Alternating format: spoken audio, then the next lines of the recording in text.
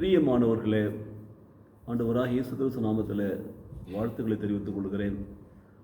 யோவான் எழுதின சுவிசேஷம் 5ஆம் அதிகாரத்தில் 21ஆம் வசனத்தில் இப்படி வாசிக்கிறோம்.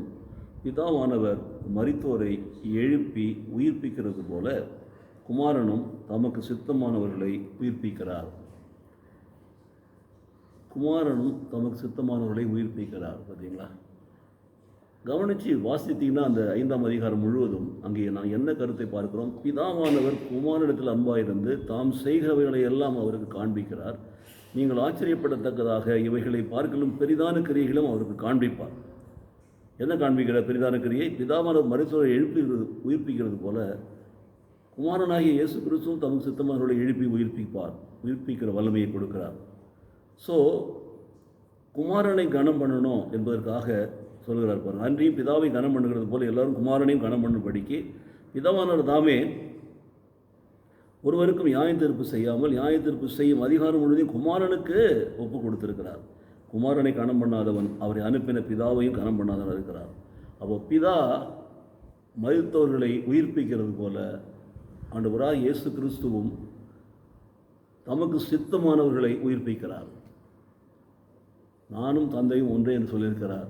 என்னை கண்டவன் தந்தையை கண்டான் என்று சொல்லி. ஆனால் குமாரனாக வெளிப்பட்டு மனித வடிவிலே வந்து பாவங்களுக்காக மரித்து அடக்கம் பண்ணப்பட்டு உயிர்த்து முன்னால் உயிர்த்தெழுந்த ஆண்டவர் இன்றைக்கு அந்த உயிர்த்தெழுந்த வல்லமையினாலே ஒவ்வொருவரையும் சந்திக்கிற மக்களுக்கெல்லாம் சமாதானத்தை கொடுக்கிறார். நம்முடைய வாழ்க்கையிலும் சமாதானத்தை கொடுக்கிறார். அந்த ஆண்டவர் நம்மையும் அவருடைய சித்தத்தின்படி நடக்கிற பொழுது அவர் உயிர்ப்பிப்பார் என்று நாம் விசுவாசிப்போம்.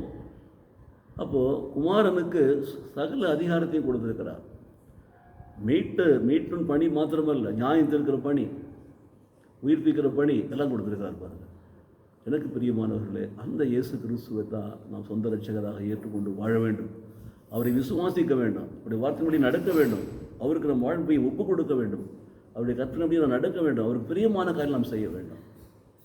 அப்படி செய்கிற பொழுது அவர் தமக்கு சித்தமானவர்களை எழுப்பி உயிர்ப்பிப்பார், நம்மையும் உயிர்ப்பிப்பார். ஆமென். ஜெபிப்போமா? எங்களை நேசிக்கிற நல்ல பிதாவே, இந்த காலை வேளையில் குமாரனாகிய இயேசு கிறிஸ்து தமக்கு சித்தமானவர்களை எழுப்பி உயிர்ப்பிக்க வல்லவராய் இருக்கிறார், உயிர்ப்பிப்பார் என்ற அந்த வேத வார்த்தைக்காக உமக்கு நான் நன்றி செலுத்துகிறோம். பிதாவானவர் நியாயம் தீர்க்கும் அதிகாரத்தையும் குமாரனுக்கு கொடுத்திருக்கிறாரே, அந்த குமாரன் தான் எங்களுக்காக பாடுபட்டு மரித்து அடக்கம் பண்ணப்பட்டு உயிரோடு எழுந்தார்.